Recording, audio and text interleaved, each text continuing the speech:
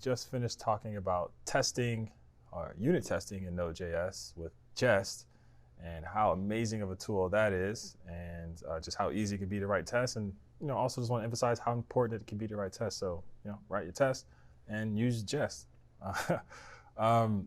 What I want to get to now is I want to talk about two things I think are important to really leave you with. One of them is going to be debugging, and the other one is going to be deployment. So I want to tackle debugging first because I wasn't sure what order I wanted to do this, but I want to do debugging first because it's really important. I think it's really powerful in Node. So if we actually go over to the site, I didn't put any information about debugging because as I started thinking about it, it would have just been a bunch of screenshots of how to do the debugging, which there's already so many great resources on how to debug in Chrome and stuff. So I was like, all right, I'm not about to just compete with Chrome's debugging documentation. So I'm just going to show you how to debug, or at least how I do it, and how other people do it and how they recommend it. So the first one obviously is to just use console.log. Whenever you log to the console in Node, you see it output in the terminal. You can do that, and that's going to get you far. It's about as far as console logging in the browser. It's great for figuring out common things. But for like really big bugs, I do recommend using the amazing DevTools debugger that's built into like Chrome. It's an amazing tool, and you should be taking advantage of it. And although Node.js is not in Chrome, because it uses the V8, it can be actually inspected into the Chrome's debugger, which is really powerful. Also, VS Code took it upon themselves to have the same debugging experience in the editor built in, because VS Code is built with some type of cross-platform code that has some similarities and everything. It's basically built with Node, right? So it has it. So I'm going to walk you through how to do it in VS Code, and then we're going to see how to do it with Google Chrome and how we can attach it. So let's pick something that we want to debug. I'm going to pick the Reddit CLI. Or no, you know what? I'm going to pick, where's the one we were writing files? Here we go. I'm going to pick this one. So the one we were writing files with the MJS, let's try to debug this. So what we could do here is, if you're in VS Code, and if you're not, don't worry, we'll get to the Chrome non-VS Code one in a minute. If you hover over a line, you'll kind of see like a dot that goes next to it. This is for debugging. Yeah, so we'll set a breakpoint right here to just basically stop right here.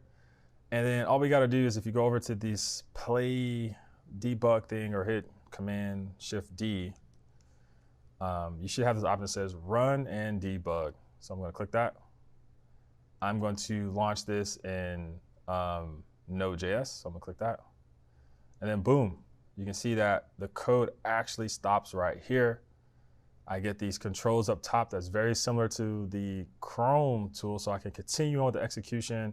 I can step over a line of code. I can step into a function to see what's happening inside of this function. I can step out of a function to zoom back out. And I can restart this whole execution from scratch. And then I can just say stop. So we get all access to that. And then obviously over here, we can look at the call stack. So if I just get this up a little bit, let me drop that down. So we can look at the call stack of what's being called so far. You can see here's our file and a bunch of internal stuff, because we haven't really done anything other than importing a module so far. And then you get to see a bunch of whatever is injected into this file. So you can see a bunch of stuff here, the actual read file function. So it's pretty helpful. You can come in here and let's see. If you wanted to click on watch, you can watch an expression. So if I wanted to watch results, like I say, I want to watch that to see what it is. Right now it's nothing because we paused it right before it executed, but on this next line, it might be something. So let's hit play. And I guess I got to run and debug it again because I didn't catch that one. So let's try that again.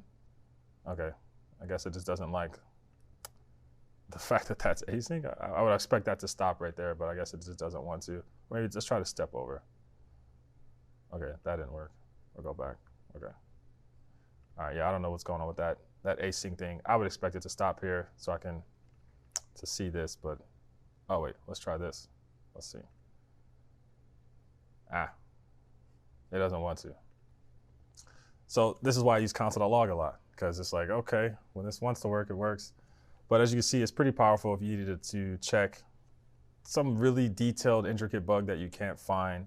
I mean, it was literally just 2 clicks. I had to click here, and let's just stop this right quick. And then I had to click here, and then node. So 3 clicks, not so bad. 2 clicks if you use the keyboard shortcut, super powerful.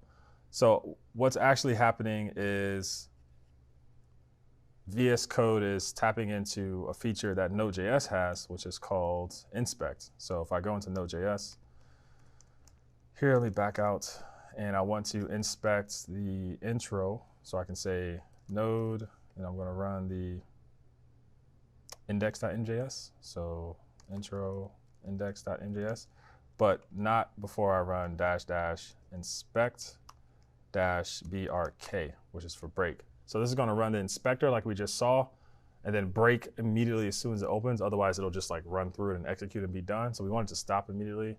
So we'll run break. So we'll run that. And you can see we get debugger listening on this. Go here for help. That's really cool. So we're going to open up Google Chrome. I'm going to click on my face. And then we're going to go to like Chrome inspect. There it is.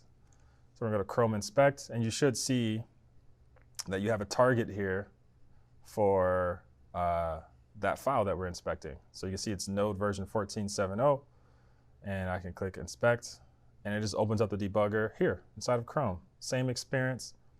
You may or may not see files here. If you don't see any files here, you can click add folder to workspace, and then you can go look up the folder that's supposed to be here, and you can just click select and it'll add it. I already did it, which is why mine is here. You can see the intro folder is highlighted, and you see that the green file is right here because that's what's paused, and here we are. We're right here. I could do the same thing. I could set breakpoints. I could do all the same stuff that we always did, and I could execute this and continue to go on. So as you see, I get an error because we left this code off in a broken state, so that's why the error is looking for an HTML file, not an HTML. So that's expected. But as you can see, the debugging experience can be pretty cool. A lot of people don't really reach for this tool, and I really think they should. It's getting better every day. Especially since when I started using it 7 years ago. It's so much better now. So I highly recommend using the debugger and saving accounts without logs for emergencies. Use the debugger to really flex on people. So use the debugger. Any questions about debugging in Node before we move on to deployment and publishing?